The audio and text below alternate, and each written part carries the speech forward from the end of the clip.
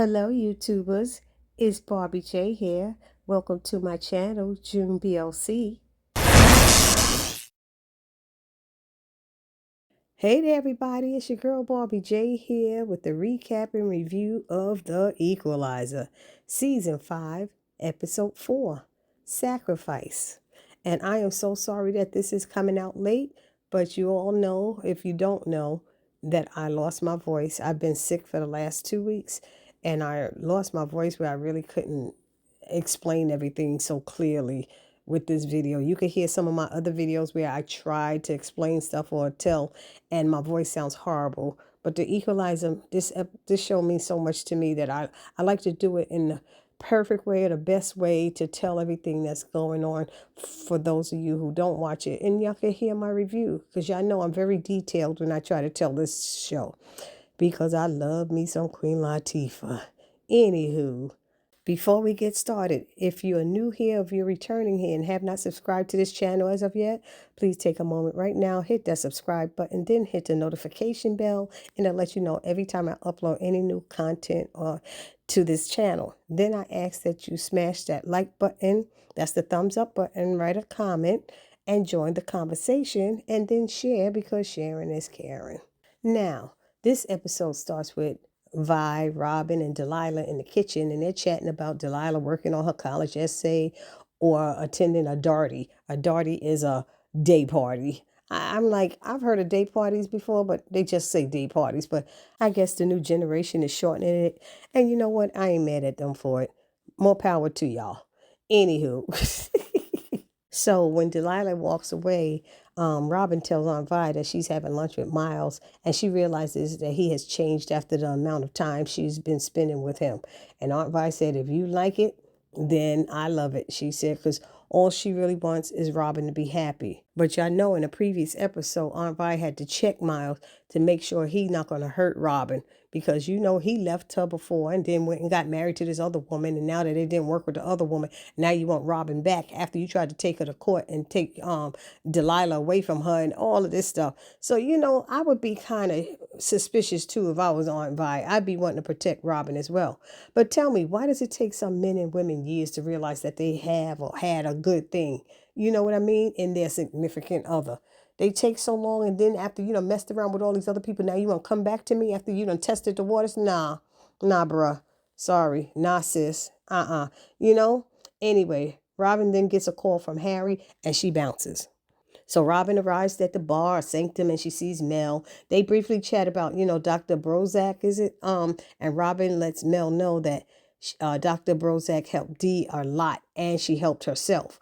And Mel is like, seems surprised that she didn't know Robin saw the doctor as well. And she tells Robin, you know what, you're a really good friend. And Robin says, it takes one to know one. I thought that was cute.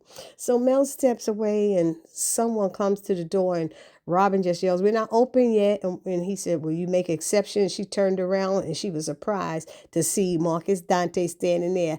And he tells her he just got off a flight 30 minutes ago.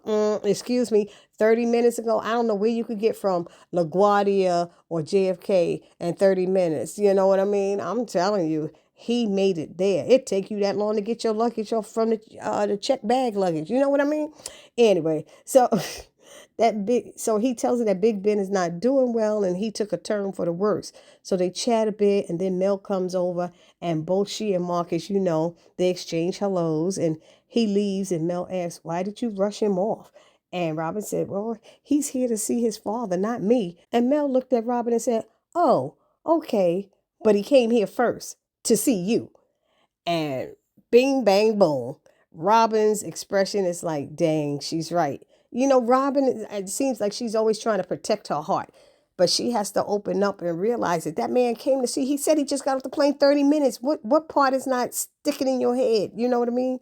So now at the hospital, Dante briefly speaks with the doctor who suggests that he take some time to spend with his father. So, of course, this sounds like very bad news. Now it switches over to Mel and Dr. Brozak's office, and she's in a session when suddenly Mel is not happy with the doctor's question or comment or something to the point that Mel gets up and leaves to head back to the sanctum. The doctor tried to play some mind trick on her, but it didn't work. Mel's like, whatever, I'm out. So we have Harry informing Fisk that he found a distress signal on the drive encryption he had been trying to crack for the past 3 months now. And Harry feels as if the hacker who made the program did it against their will and may be in danger. Fisk, of course, is being an idiot, tells Harry to focus on the file and not the hacker who could be dead. Basically, he hangs up on him while they're on the phone. So Robin goes downstairs to see Harry and asks about the info he has found, and he breaks it down for her. Then Fish shows up as Harry is telling his backstory as to when he was a teenager and got mixed up with the wrong people who were using his skills to do wrong and hurt others financially. They were profiting off of Harry's skills and his teenage skills, let's put it that way. The only way he could get away from these guys was to enlist in the military. And so Fisk is not moved by his story, but Robin is, and told Harry she's so sorry he had to go through that, alone. And so Fisk leaves saying the hacker is probably dead already anyway. And Robin asks Harry, what does he plan to do? And he said he's going to save the kid Chaos. That's his screen name, Chaos. And Robin gets a text from Dante and tells Harry she's got to go meet Dante at the hospital. And Harry's like, I didn't even get a text from him or anything. He didn't tell me he was coming into town. And she tells him that Dante's father isn't doing well. And he's like, oh, okay, got it. So as Fisk leaves, Mel sees him and is not very happy, and she asks, what are you doing here? Fisk makes some funky comments to Mel before he goes out the door. And then Mel went downstairs to confront Harry about Fisk being there, because she doesn't really like him. And nobody really does. Because remember y'all, he told Harry to lie to his wife. And that's not cool to help him. So he tells her what he knows and also about Chaos. So she decides to help him. Mind y'all now, Mel had not been downstairs in the cave since she stepped away several months ago. So Harry was a bit, alarmed by her being there. She started complaining about furniture moving around and mugs missing that she couldn't find upstairs and all kind of stuff. Anyway, but she does help him out to find Chaos, whose real name is Jason Smith, I think it was. She offers to go with him, but she's not sure if she's ready to. So Harry says he'll take Robin with him.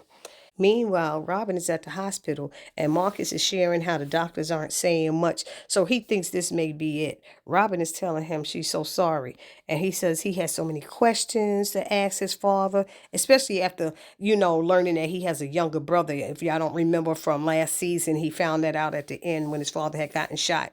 And then Robin gets a text from Miles about their date, and she tells him she needs to cancel. A friend needs her help, and she hopes he understands. So he writes back, of course, that's what makes you you. And Robin kind of made a face like she kind of felt bad. But then Robin wraps her arms around Marcus from behind, honey, and she starts rubbing his shoulders and stuff. And I was like, ooh, honey. And then later she leaves to go meet up with Harry. And I'm like, go ahead, Robin, get your feel on, girl. You know you miss that man. Anyway, at this time, the doctor finds Dante and tells him his father is awake. So Marcus goes to see him and addresses him with, hey, Pop, how you feeling? But Big Ben is smiling, but then he looks at him and doesn't recognize him and asks, I'm sorry, but do I know you? And of course, Dante is shocked. I was like, oh, that's messed up. Now back at the warehouse where Robin and Harry have gone to save Chaos, we have some gunfire happening, y'all. They kick open the door and knock out the guy who was watching the kid who was behind a gate, a locked gate.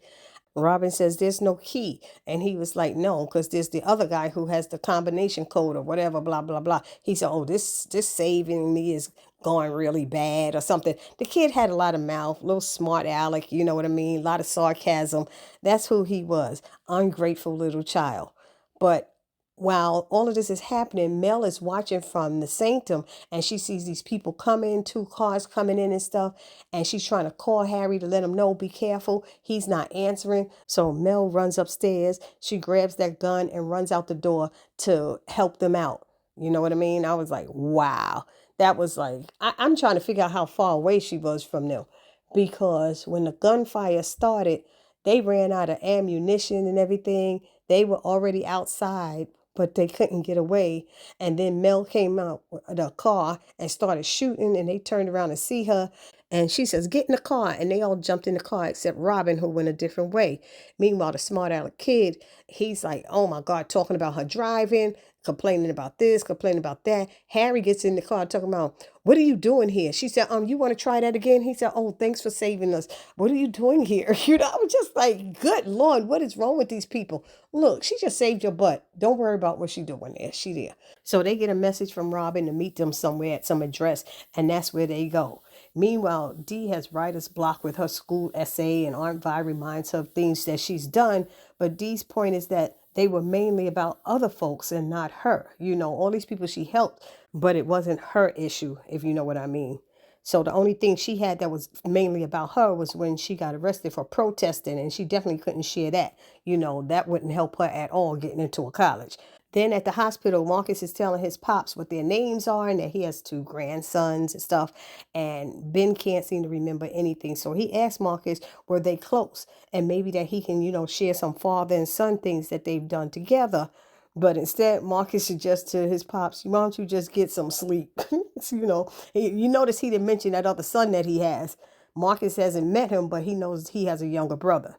Anyway, now Harry and Mel and Chaos meet up with Robin and Fisk, and we learn that Fisk knew Jason and had recruited him online to infiltrate the cyber terrorist group or something. And Fisk was Jason's CIA contact. Robin is annoyed and asks Fisk if there's anyone he trusts with the truth, and he tells her that trust makes you vulnerable, which is something that he can't afford to be. He later tells them if there's anyone in the world that he could count on, it would be the three of them. So Fisk thought all the code was actually dummy code used to get into the Dragonfly group. But Jason said it's real now because he was trying to keep from getting killed, but now had to supply them with what he promised. So he told them that the dragons are planning to sell the program, which is a cyber program that can, render our country completely defenseless without a moment's notice, as Harry told us, and he said they're going to sell it to the highest bidder tonight. So Jason and Harry are working together to find out if the program was sold. And once they got into the system, they learned it was sold and that there will be a meetup in Brooklyn between the buyer and the seller. So there's only one copy of it on the hard drive.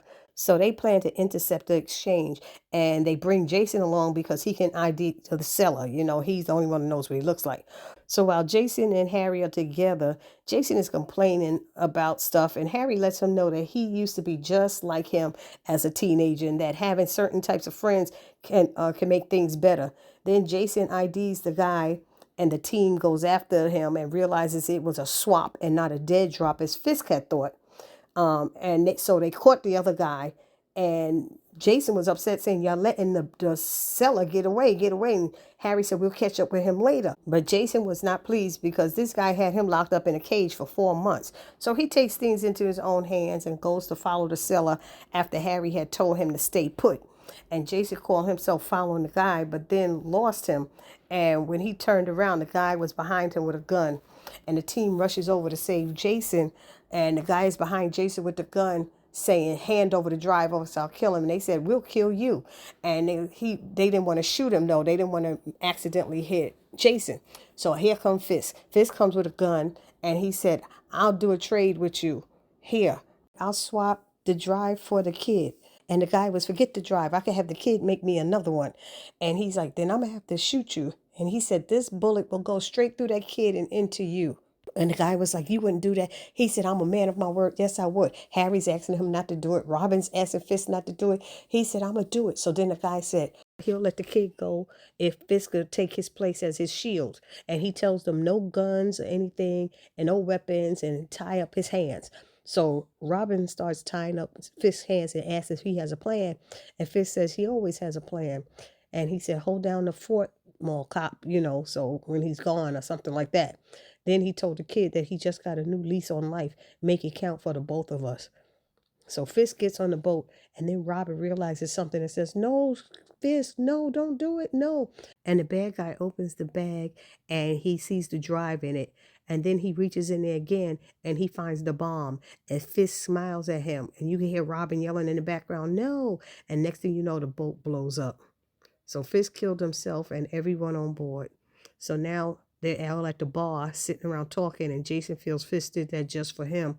But Robin told him that he did it for all of them.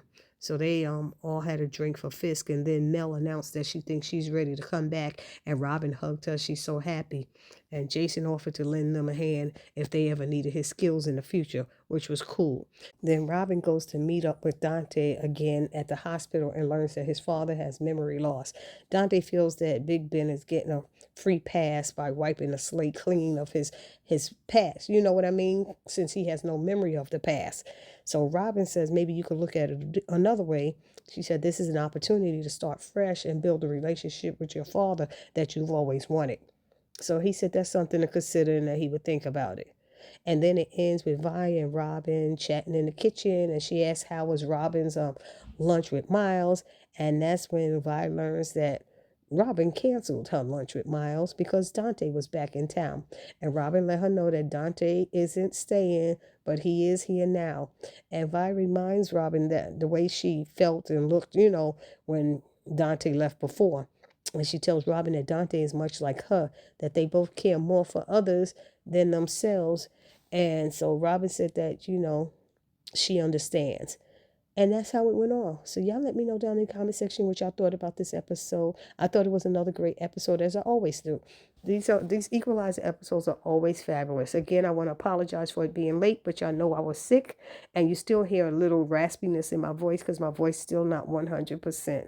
So please do not forget to subscribe, like, comment, and share, because I am doing my best to help you guys and give y'all the content that you're asking for. And I will see you all in the next video. It's your girl Barbie J saying peace.